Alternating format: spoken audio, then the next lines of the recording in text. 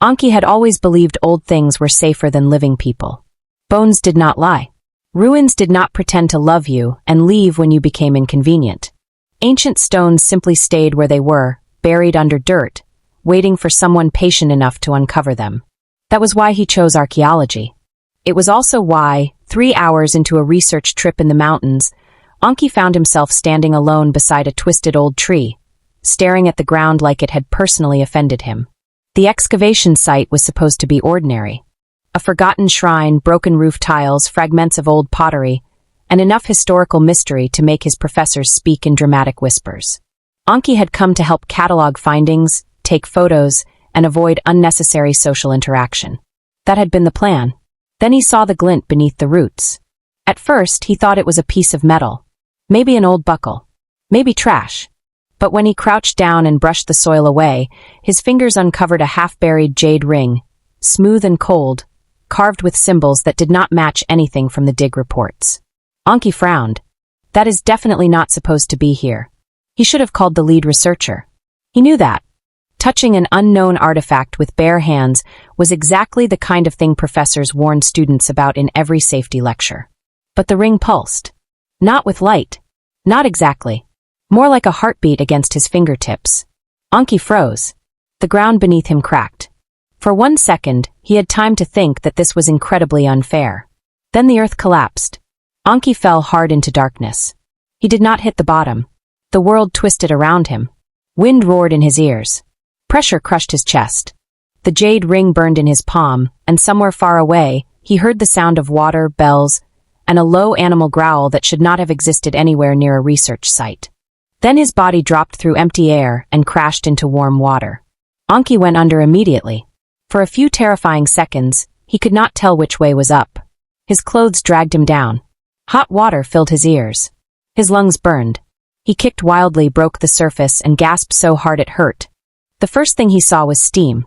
The second thing he saw was a sword pointed at his throat. Anki stopped breathing. He was not in a hole. He was not at the excavation site. He was in a wide bathing chamber lit by lanterns, surrounded by carved wooden screens, polished stone floors, and guards in dark ceremonial armor staring at him as if he had just fallen from the sky. Which technically he had.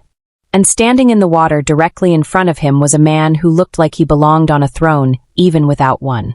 The man's expression was cold enough to kill. His shoulders were tense, his wet hair pushed back from his face, and every guard in the room looked more afraid of him than of the stranger who had just dropped into the royal bath. Anki slowly raised both hands. "I can explain," he said, then paused because he absolutely could not. "Actually, no, I cannot." The sword pressed closer. One of the guards shouted, "Protect His Majesty." His Majesty. Anki blinked. "Oh, that is bad." The man moved before Anki could react. A hand closed around his throat and shoved him back against the edge of the bath. The force knocked the breath out of him, but the grip did not tighten enough to choke him completely. It was controlled. Terrifyingly controlled. The man leaned closer, and the entire room seemed to bend around his presence. "Who sent you?" he asked. His voice was quiet, but every guard flinched. Anki swallowed against the pressure on his throat. "No one. I was at a dig site. There was a tree, a ring, then gravity betrayed me, and now I am apparently in your bathtub." The man's eyes sharpened. "That is your answer?" "It is the only one I have." A strange pressure rolled through the chamber. Anki felt it crawl over his skin, heavy and suffocating. The guards lowered their eyes immediately. Some of them even staggered back as if the air had become too thick to breathe. Anki's body reacted before his mind understood why. Heat rushed beneath his skin. Not pain. Not exactly. It was more like his entire body had recognized danger, and something else at the same time. Something powerful. Something impossible to ignore. The man's jaw tightened. Then his hand froze. His eyes changed. For the first time, the cold mask on his face cracked. The pressure in the room, that brutal invisible weight, suddenly faltered. The guards looked up in shock. Someone whispered, "The Crimson Instinct." The man inhaled slowly. His fingers were still around Anki's throat, but his grip had gone still, almost careful now. Anki stared at him, heart pounding. "What did you just do to me?" The man did not answer. Instead, he looked at Anki as if Anki had become the most dangerous thing in the room. A guard stepped forward. "Your Majesty, move away from him. He may be an assassin." The man's head turned slightly. The guard instantly fell silent. "No one touches him," the man said. The order was low, but it landed like a blade on stone. The chamber went completely still. Anki should have felt relieved. He did not. There was something worse than being threatened by a king. It was being protected by one when you had no idea why. The man finally released him. Anki coughed and grabbed the edge of the bath, trying to steady himself. His wet clothes clung heavily to his body. His hand tightened around the jade ring, only to realize it was no longer in his palm. It was around his wrist. Anki stared at it. The jade had sealed itself there like it had always belonged. "No," he whispered. "Absolutely not." The king saw it too. His expression darkened. Before either of them could speak, the doors burst open. An older royal physician hurried in with 2 attendants behind him. He stopped dead the moment he saw Anki in the bath, and the king standing over him. The physician's face drained of color. "Your Majesty," he breathed. "You're sent." The king stepped out of the water, and every person in the room lowered their gaze. A robe was placed over his shoulders immediately. He did not look away from Anki. "Speak clearly," the king ordered. The physician trembled. The crimson instinct has quieted. A wave of disbelief passed through the guards. Anki looked between them. "That sounds good, so why does everyone look like I just ruined a funeral?" The king's gaze returned to him. The physician lowered his voice, but Anki still heard every word. For years nothing has calmed it. Not medicine. Not ritual. Not isolation. He looked at Anki with fear and hunger mixed together. But this Omega did. Anki went very still. "Omega," he repeated. No one answered him. The king took one step closer, and Anki hated the way his body noticed. The warmth. The pressure. The strange pull that made him want to move away and stay exactly where he was. "What is your name?" the king asked. Anki hesitated. "Anki." The king studied him for a long moment. "I am Li Hyun, Alpha King of Haewon." Anki let out a weak laugh, because panic had finally found a crack to escape through. "Of course you are." Li Hyun's expression did not change, but something in his eyes sharpened again. "Until I know what you are and why you appeared in my palace, you will remain under royal guard." "That sounds like prison." "It is protection. Those are usually different words." "Not in this palace." Anki had no answer to that. He was taken from the bath chamber through hidden corridors before the rest of the palace could see him. Guards surrounded him on every side, but none came too close. They seemed afraid of touching him, as if his skin might burn. Li Hyun walked ahead, silent and controlled, but Anki noticed the way every servant pressed themselves flat against the walls when he passed. This was not simple respect. It was fear. Anki was placed in a private room near the royal quarters. The doors closed behind him with a heavy final sound. For a few minutes, he stood there dripping water onto the floor and staring at the impossible room around him. Then he laughed once, quietly and without humor. "I touched one cursed bracelet," he muttered. "One." Outside the door, voices murmured.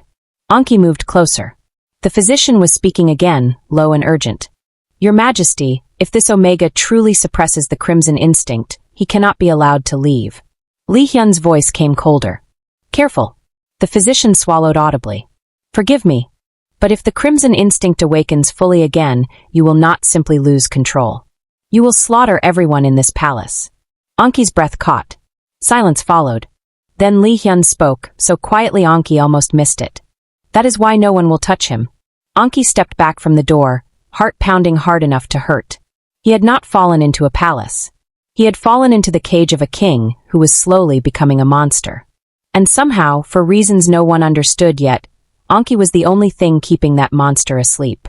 Anki spent the first 3 days inside the palace trying to convince himself that panic was a rational response to accidentally falling into another century.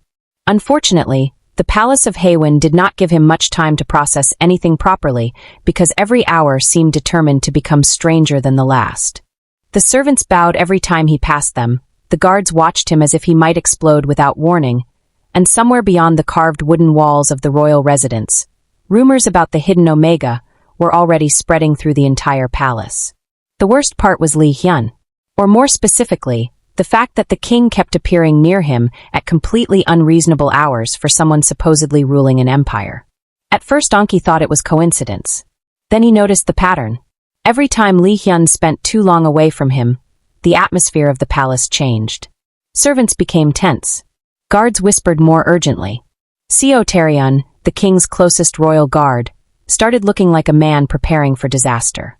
And when Lee Hyun finally returned, the suffocating pressure that always followed him would settle almost immediately, quieter than before, calmer. Anki hated that he noticed.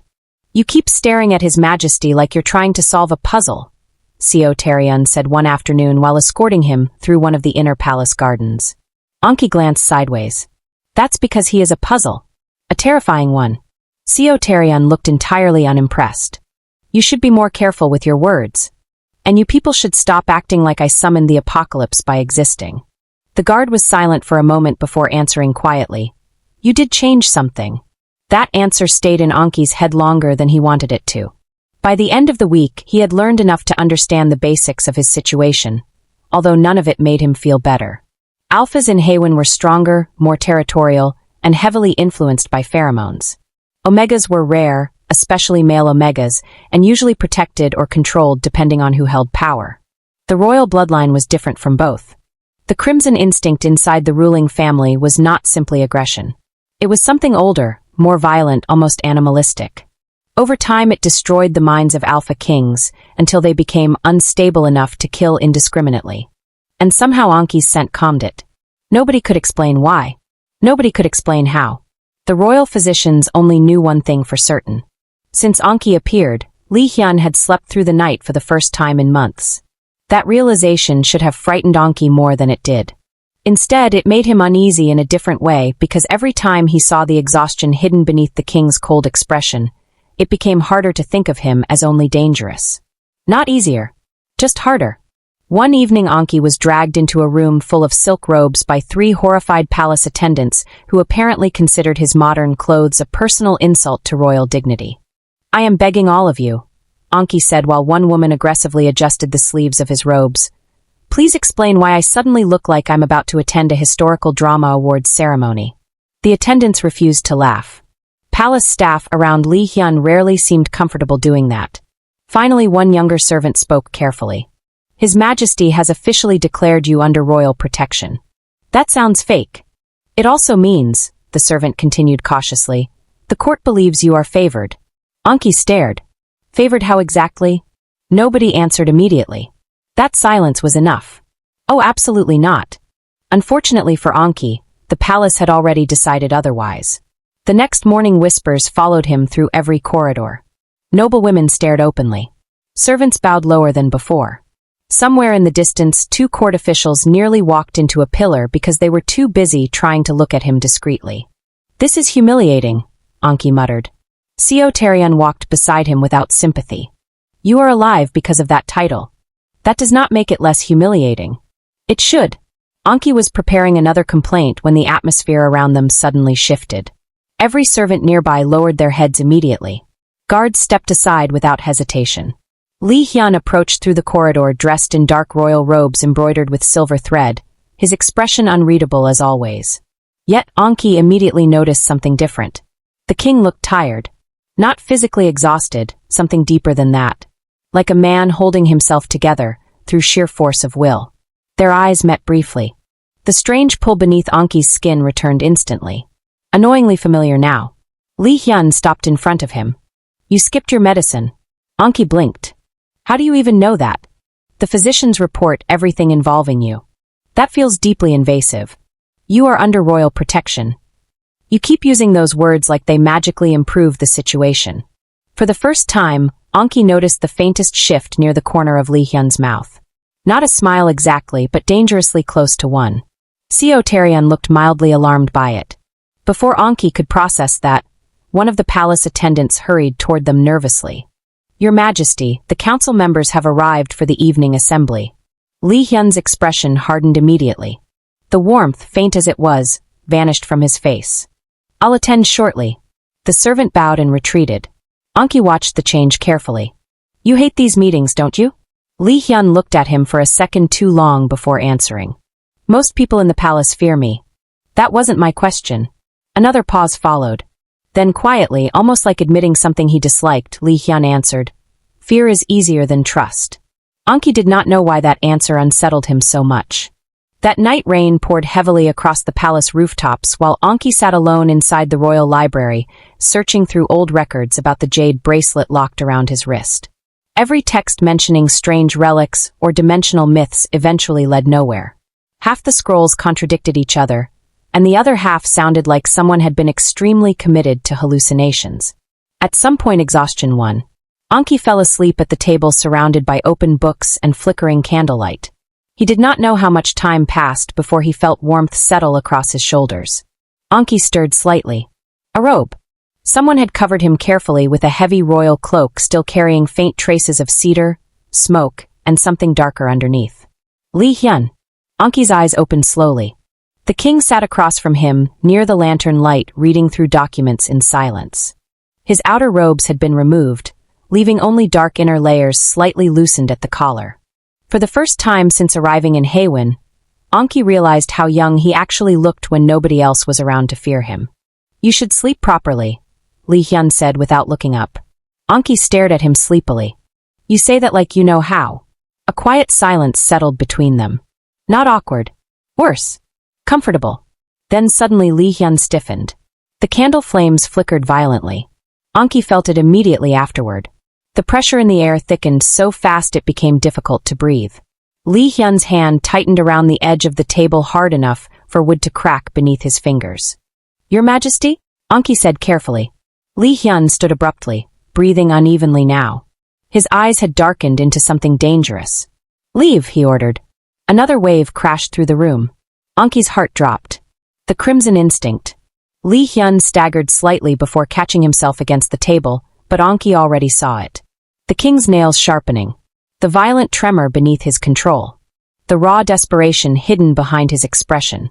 And despite the danger, despite every instinct telling him to run, Anki stepped toward him anyway. Li Hyun looked up sharply. "Don't," he warned hoarsely. But Anki ignored him and wrapped both arms around him before he could think better of it. For one terrifying second the entire room went still. Then Li Hyun grabbed Anki tightly against his chest like a drowning man clinging to the only thing keeping him alive. His breathing shook violently near Anki's ear. And in a voice rough enough to sound almost broken, the king whispered, "Don't leave me alone with this." After the night in the royal library, something between Anki and Li Hyun changed in a way neither of them seemed willing to acknowledge directly, which somehow made the tension worse instead of better. The king still carried himself with the same cold authority in public, and Anki still complained internally every time another palace servant bowed low enough to risk permanent spinal damage around him. But the distance between them had quietly disappeared. Not physically at first. Emotionally. Anki began noticing the smallest things without meaning to. The way Li Hyun's shoulders loosened slightly whenever Anki entered a room. The way the palace atmosphere shifted depending on the king's condition. The fact that servants no longer looked terrified every single morning because their ruler had finally started sleeping more than 2 hours a night. Even Seo Taeryun seemed less permanently stressed. "That expression is disturbing," Anki said one afternoon while the royal guard stood watching Li Hyun across the training courtyard. Seo Taeryun frowned faintly. "What expression?" "The one where you look emotionally relieved but refuse to admit it." "I do not know what you mean." "You almost smiled yesterday." "That did not happen." Anki snorted softly before turning his attention back toward the courtyard where Li Hyun sparred against 3 royal guards at once with terrifying precision. Watching him fight felt deeply unfair. The king moved with brutal efficiency, every strike controlled and lethal without wasted motion. None of the guards lasted long. One after another they hit the ground breathing hard while Li Hyun barely looked winded. Then suddenly his eyes lifted toward Anki. The shift was immediate. The suffocating sharpness around him softened slightly, subtle enough that nobody else would notice unless they were paying attention very carefully. Unfortunately, Anki had started noticing everything, which was becoming a serious problem. The palace noticed too. Rumors spread faster after that. Servants whispered behind folded sleeves. Noble women stared openly during court gatherings. Even ministers who normally avoided speaking unless absolutely necessary had begun carefully watching Anki whenever he accompanied Li Hyun through the palace halls. Nobody said the words aloud, but everyone understood. The king had become attached. That realization exploded publicly during the winter moon banquet. Anki had not wanted to attend in the first place because any event involving royal politics, expensive silk, and powerful people pretending to enjoy each other's company sounded exhausting. Unfortunately, Li Hyun informed him that refusing would only worsen the rumors. Wonderful, Anki muttered while attendants fixed the final layers of his ceremonial robes. So now I have to participate in the rumors. The banquet hall glowed beneath hundreds of lanterns when they arrived. Music drifted softly through the enormous chamber, while nobles lined both sides of the hall in elaborate formal wear. The moment Li Hyun entered, silence spread instantly. Then Anki stepped in beside him. The silence somehow became worse. Anki could physically feel the staring. "You people are not subtle," he muttered under his breath. Li Hyun glanced sideways slightly. "Ignore them. That advice would work better if there were fewer of them." They moved toward the raised royal platform together while nobles bowed deeply along the path. Anki tried not to look overwhelmed, although the sheer scale of the hall made that difficult. Everything inside the palace still felt too large, too polished, too unreal. Then one voice cut through the room. How surprising. The tone carried enough contempt to freeze nearby conversations instantly. An older nobleman stepped forward slowly, eyes fixed directly on Anki with thinly disguised disgust. The palace rumors were true after all. His Majesty truly allows an unknown Omega to stand beside the throne. Seo Taeryeon's expression darkened immediately. The entire hall became tense. Anki opened his mouth, fully prepared to respond with something deeply inappropriate for royal etiquette, but the nobleman continued before he could. Perhaps pheromones truly are enough to cloud even royal judgment. The insult landed exactly the way the man intended. Several nobles looked horrified. Others lowered their eyes quickly. Li Hyun stopped walking. The atmosphere shifted so violently that Anki felt it instantly. Every alpha in the room stiffened. The pressure of royal pheromones rolled across the hall like a storm about to break. The nobleman paled. Slowly, very slowly, Li Hyun stepped down from the royal platform. Nobody moved. Nobody breathed. The king crossed the distance toward Anki without taking his eyes off the nobleman once. Then, in front of the entire royal court, Li Hyun removed the heavy embroidered cloak from his own shoulders and draped it carefully around Anki instead. The gesture itself should not have felt intimate. But the silence in the room turned it into something devastating. Li Hyun finally looked toward the nobleman. "If you cannot recognize the difference," he said quietly, "between loyalty and disrespect." His voice remained calm. That somehow made it worse. "Then perhaps you should learn your place before speaking about his." The nobleman immediately dropped to his knees. One by one, the rest of the hall followed. Anki stared at Li Hyun in disbelief. The king had just humiliated an entire court for him without hesitation. And somehow the worst part was realizing that Li Hyun did not seem to regret it even slightly. The banquet ended early after that. Whispers exploded through the palace before midnight. By morning everyone knew. The king had publicly chosen his Omega over the nobility. That should have frightened Anki more than it did. Instead, something warm and dangerous settled deeper into his chest. 3 days later Anki collapsed. At first he thought exhaustion had finally caught up with him. Then came the fever. The dizziness. The sharp pain twisting through his stomach hard enough to leave him unable to stand properly. By sunset the royal physicians had taken over his room, while servants rushed frantically through the halls outside. Anki drifted in and out of awareness beneath heavy blankets while voices blurred around him. Then another scent cut through everything else immediately. Li Hyun. The king entered so quickly several physicians nearly stumbled backward. "What happened?" he demanded. Nobody answered fast enough. Li Hyun's voice dropped colder. "Explain." An older physician swallowed nervously. "We believe poison was mixed into his tea, Your Majesty." The room went still. Anki forced his eyes open slightly despite the exhaustion crushing his body. Li Hyun stood beside the bed completely motionless, but the air around him had become terrifyingly unstable. "Who touched his food?" the king asked softly. Nobody wanted to answer that question. Seo Taeryeon appeared moments later, expression grim. The servants traced the tea leaves. Li Hyun did not look away from Anki. "And?" A long silence followed. Then Seo Taeryeon answered carefully. "The shipment came from the Dowager Queen's private residence." Every servant in the room froze. Anki watched the change happen in Li Hyun's face slowly. Not shock. Not confusion. Recognition. As if part of him had expected betrayal eventually. The lantern flames flickered violently around the room. One physician dropped to his knees shaking. "Your Majesty, please calm the crimson instinct before." Save him first, Li Hyun interrupted. For the next 2 days the king barely left Anki's side. Ministers waited outside unanswered. Court meetings were cancelled. The palace descended into terrified silence while rumors spread faster than wildfire. Because for the first time in Haewon's history, an alpha king had abandoned the throne to sit beside an Omega's sickbed. When Anki finally woke properly near dawn on the 3rd day, the room was quiet except for the soft crackling of firelight. Li Hyun sat beside the bed asleep, one hand still loosely resting near Anki's wrist like he had refused to let go even unconscious. Anki stared at him quietly. Without the royal robes and cold expression, the king suddenly looked less like a ruler and more like someone unbearably tired.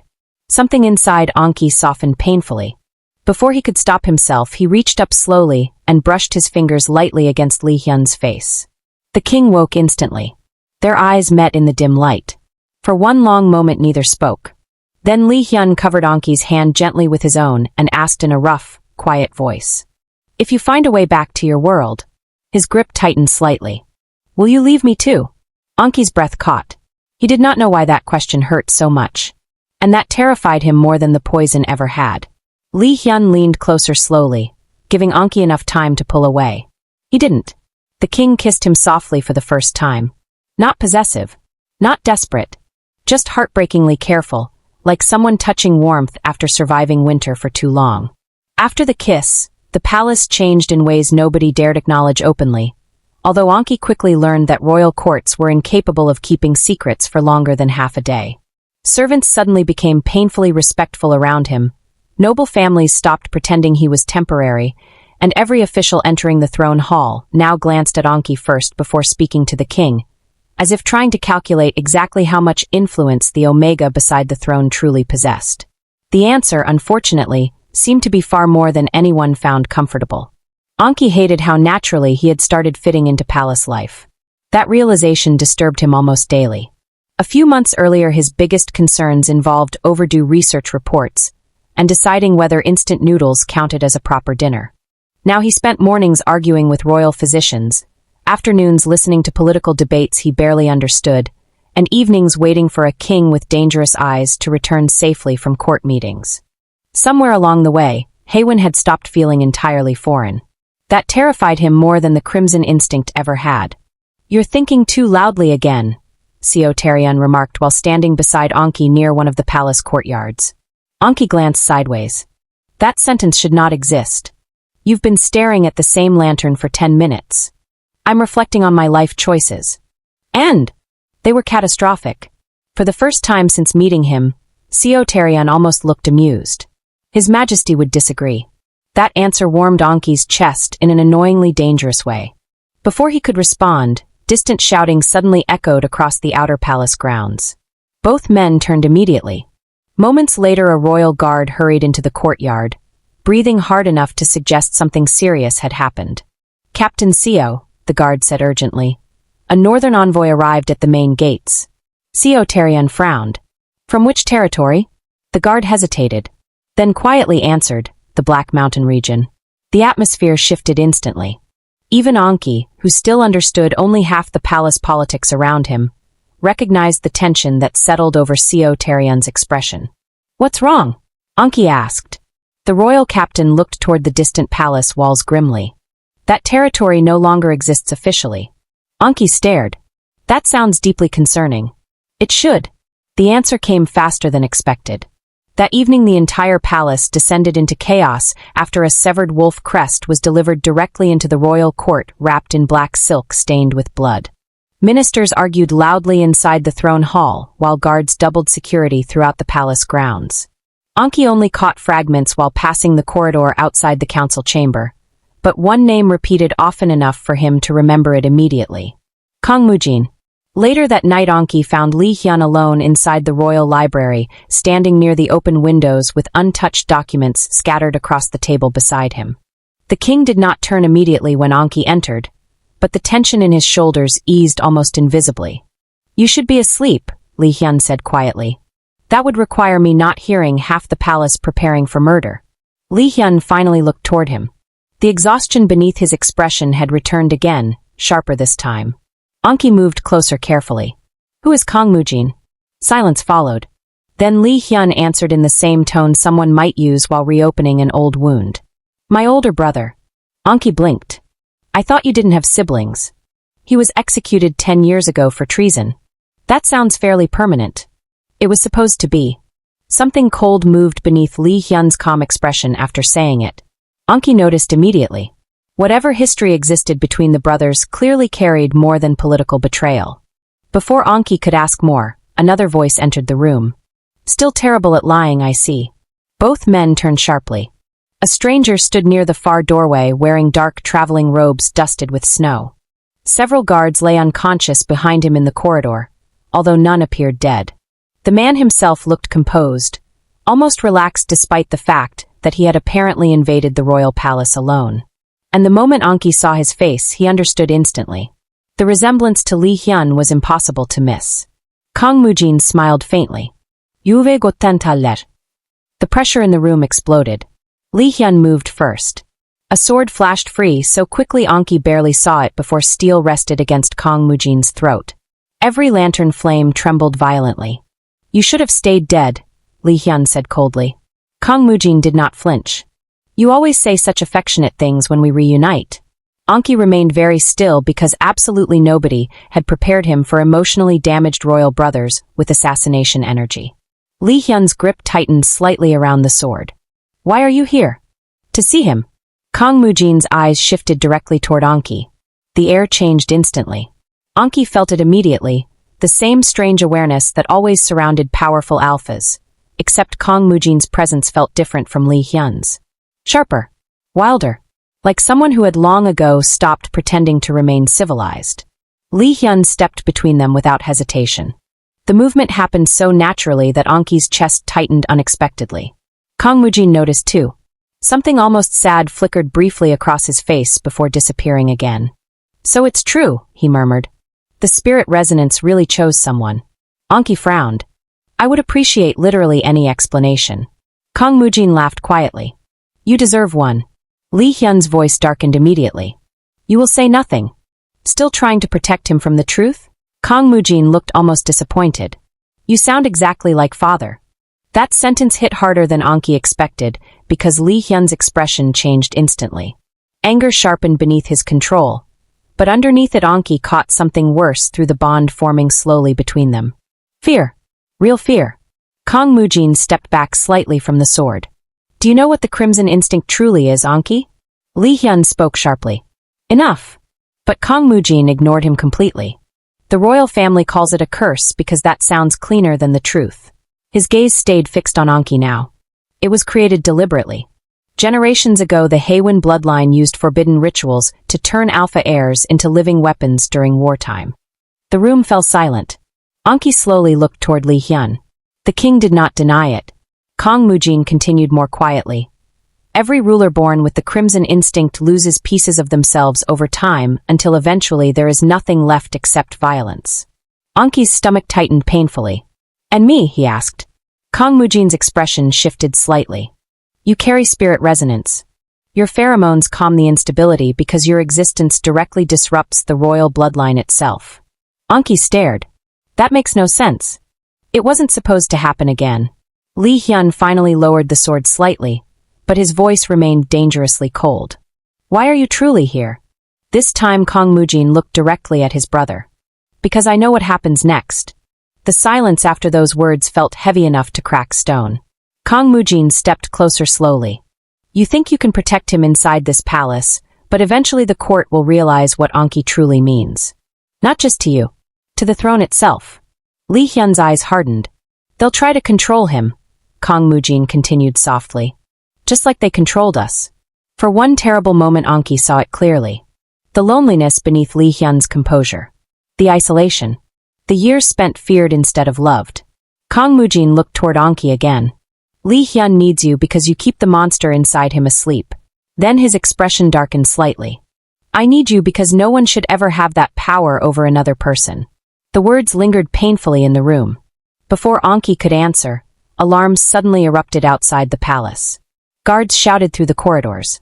Steel clashed somewhere distant. Seo Taeryun burst into the room moments later with blood on his sleeve. Your Majesty, northern infiltrators breached the outer palace. Kang Mujin sighed softly. Right on schedule. Lee Hyun's sword lifted again instantly.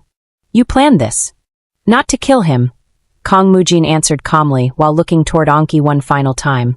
Only to remind you both that this palace is not safe anymore.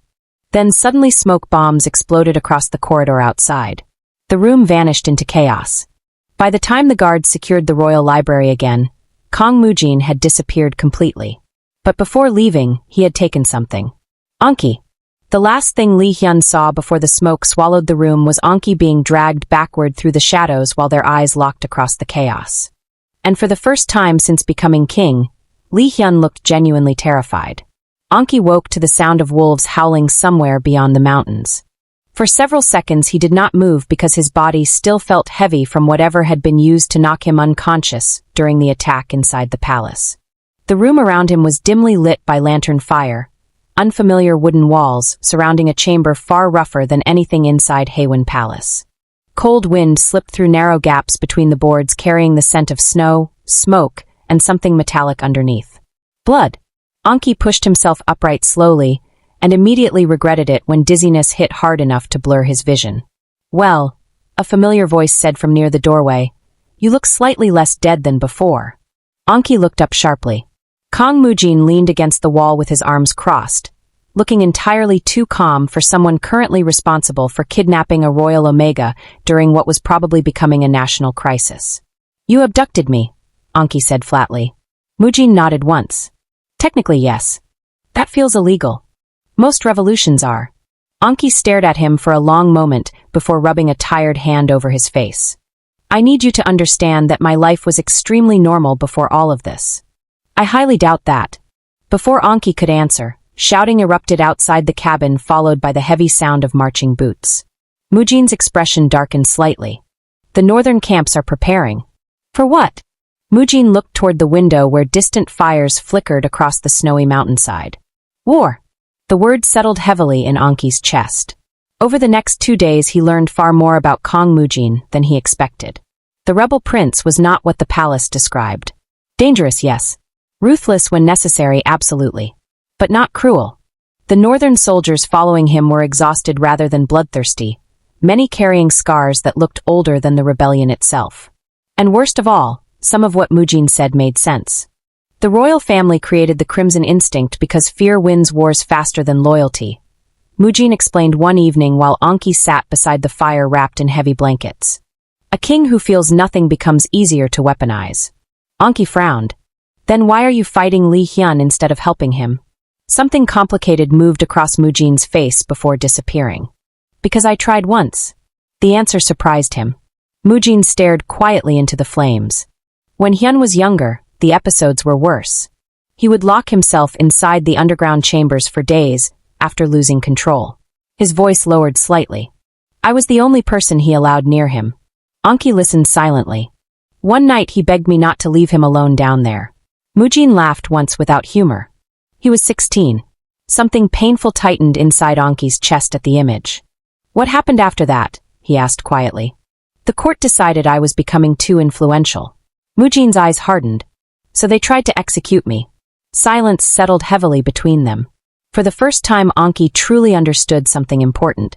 Kang Mujin did not hate Lee Hyun. If anything, that was the problem. The rebellion existed because someone who once loved the king had finally decided the throne itself was poisonous. Unfortunately, none of that changed the fact that Haewon was already collapsing. News arrived every few hours. Northern territories rising in revolt. Border armies splitting loyalties. Noble houses secretly choosing sides. And at the center of everything stood Lee Hyun, growing more unstable with every passing day. Anki remained away from him. The bond between them had become impossible to ignore now. Anki could feel fragments of the king's emotions at random moments like distant echoes beneath his own heartbeat. Exhaustion. Rage. Restlessness. And underneath all of it, fear. Real fear. The worst part was realizing he felt exactly the same. 3 nights after Anki's capture, the sky turned red. The blood moon. The reaction across the rebel camp was immediate. Soldiers moved faster. Wolves howled constantly in the forests surrounding the mountains. Even Mujin looked tense for the first time since Anki met him. What happens during the blood moon? Anki asked quietly. Mujin's answer came grimly. The crimson instinct becomes strongest. A cold feeling crawled down Anki's spine. Then the war began. The attack on the capital started before dawn. Fires erupted across the outer palace walls while rebel forces stormed the gates under the crimson moonlight. Anki stood frozen near the mountain cliffs, watching smoke rise in the distance far beyond the forests. Haewon was burning. The next reports only became worse. Alpha soldiers across the battlefield were losing control completely. The crimson instinct spreading through the royal bloodline had started affecting nearby alphas like a plague. Entire battalions were turning feral mid-combat. Then Seo Taeryeon arrived. Blood covered the royal captain's armor when he forced his way into the rebel camp surrounded by armed guards. Yet even exhausted and injured, his gaze locked onto Anki immediately. "His Majesty is losing control," he said without preamble. Mujin stiffened. Seo Taeryeon continued harshly. The blood moon accelerated the crimson instinct. "If this continues much longer, he will kill everyone in the capital." Anki's stomach dropped violently. "Where is he?" he demanded. Neither man answered immediately. That silence was enough. "He's on the battlefield," Anki realized. Mujin grabbed his arm before he could move. "You cannot go near him right now. He needs me. He could tear you apart." Anki looked directly at him. "You don't really believe that." For one painful second, Mujin said nothing. Because deep down all of them already knew the truth. Lee Hyun feared hurting Anki more than death itself. The battlefield outside Haewon looked like the end of the world. Smoke swallowed the sky. Fires spread through broken siege towers. Wolves moved between soldiers and shattered armor beneath the crimson moon, while screams echoed across the frozen ground. And at the center of the chaos stood Lee Hyun. Anki nearly stopped breathing. The king no longer looked fully human. Crimson instinct twisted violently around him, his eyes glowing unnaturally bright, while blood covered his hands and armor alike. Every soldier around him kept their distance in absolute terror. Lee Hyun stood alone in the middle of the battlefield like a weapon that had finally broken free from its chains. Then his gaze lifted, and locked onto Anki instantly. The entire battlefield seemed to freeze. Seo Taeryeon grabbed Anki's arm desperately. "Don't go closer." But Anki was already moving. Every instinct in his body screamed danger as the pressure of Lee Hyun's pheromones crashed into him hard enough to make breathing painful. Soldiers backed away rapidly while the king stared at Anki with an expression balanced somewhere between hunger and horror. "Stay back," Lee Hyun growled. His voice barely sounded human anymore. Anki kept walking anyway. The king's claws had partially shifted now, sharp enough to slice through steel.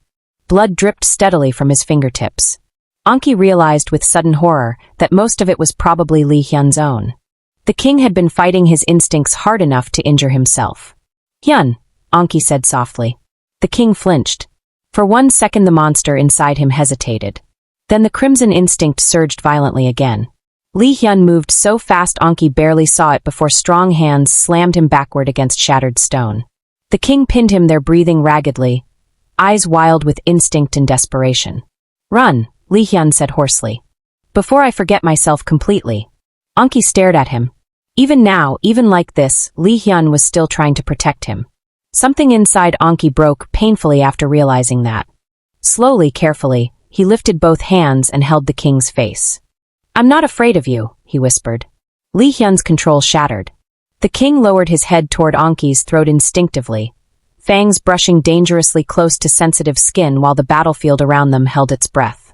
One bite would complete the bond permanently. One bite would let instinct win. But at the last second, Lee Hyun stopped.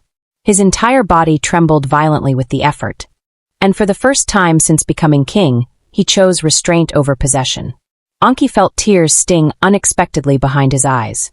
Then he pulled Lee Hyun down and kissed him in the middle of the battlefield while soldiers from both armies watched in stunned silence beneath the blood moon. The effect was immediate. The crimson instinct cracked apart like glass. The pressure crushing the battlefield vanished. Lee Hyun gasped sharply against Anki's mouth, as if waking from a nightmare after years trapped inside it. Then suddenly the jade bracelet around Anki's wrist burned violently. Light exploded across the battlefield. Cracks spread through the ancient jade. And somewhere behind them, reality itself began to tear open.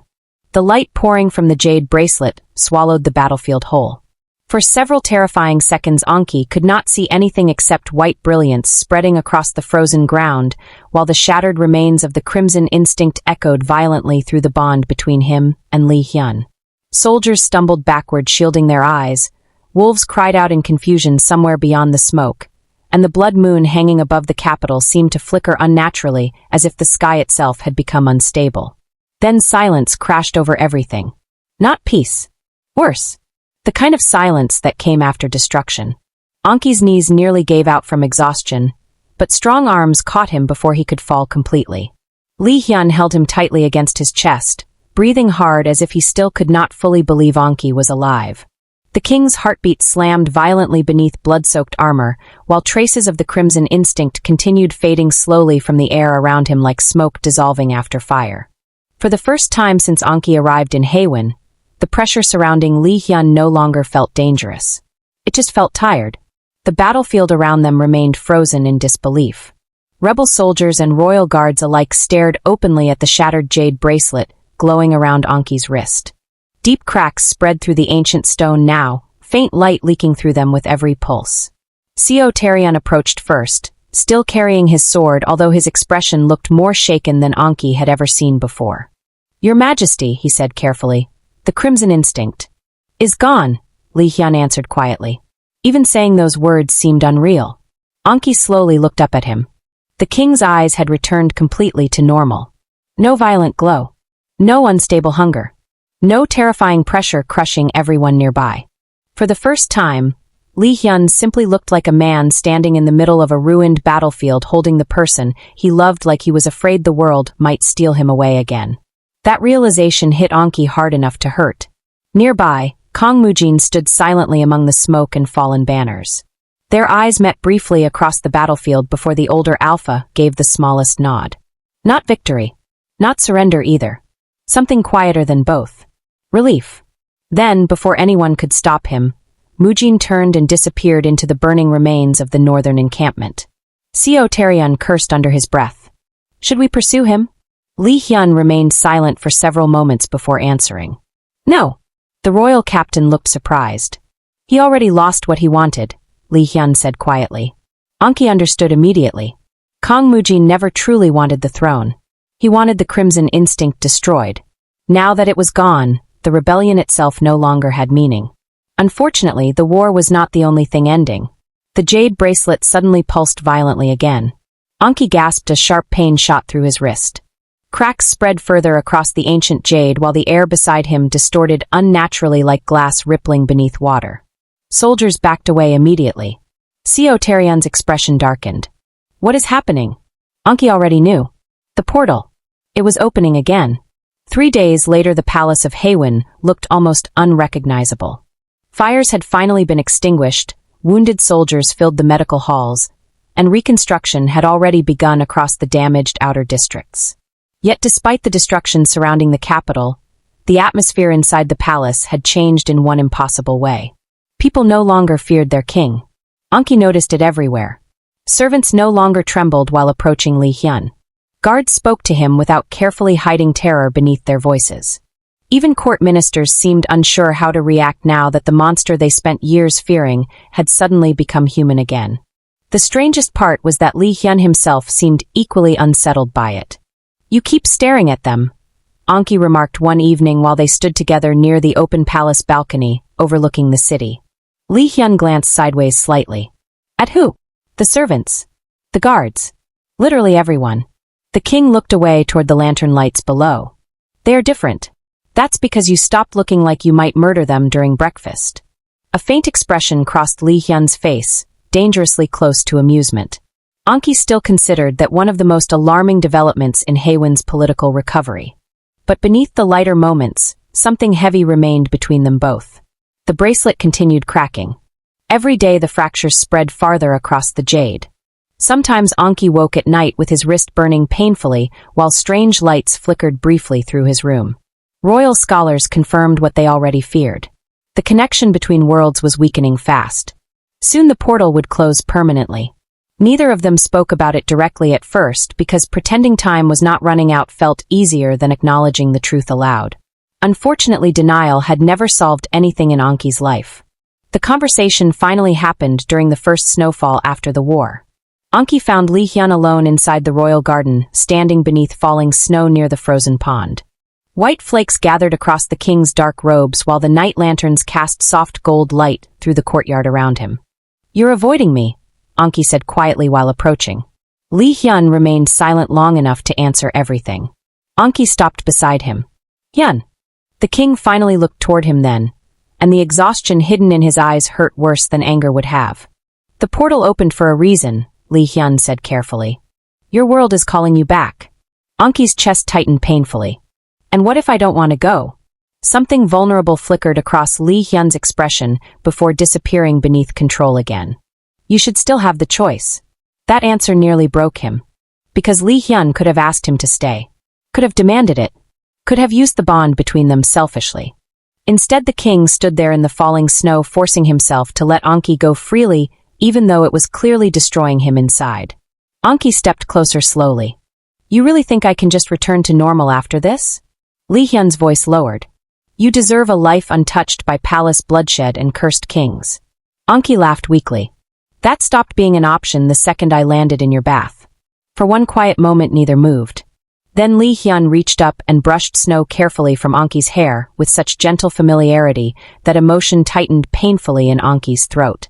"If your world still feels like home," the king whispered, "I will not ask you to abandon it for me." The portal opened completely the next morning. The ancient tree outside the capital glowed with pale blue light, while cold wind spiraled around the ruined shrine where Anki first appeared months ago. Royal guards stood at a distance, giving them privacy, while Seo Taeryeon watched silently from near the outer path, with an expression suggesting he deeply disliked emotional farewells. Anki stared at the portal for a long moment before turning back toward Lee Hyun. The king looked calm. Only the bond between them revealed the truth. Fear, grief, love, desperation held together through sheer discipline. Anki suddenly hated how composed he looked. "You're making this harder," Anki muttered. Lee Hyun stepped closer slowly. "I am trying not to." The honesty in that answer hurt enough to leave Anki breathless. Finally, Lee Hyun reached into his sleeve and removed something small wrapped carefully in dark cloth. When Anki unfolded it, he froze. His old university ID card. "I thought this disappeared when I crossed over." "It appeared beside the shrine after the war." Lee Hyun watched him quietly. "I assumed you would want it back." Anki stared down at the familiar plastic card from a life that suddenly felt impossibly distant. His apartment. His university. Electricity. Traffic. Coffee shops. A normal world untouched by war and blood and kings carrying ancient curses. A world where nobody needed him. His eyes lifted slowly toward Lee Hyun again.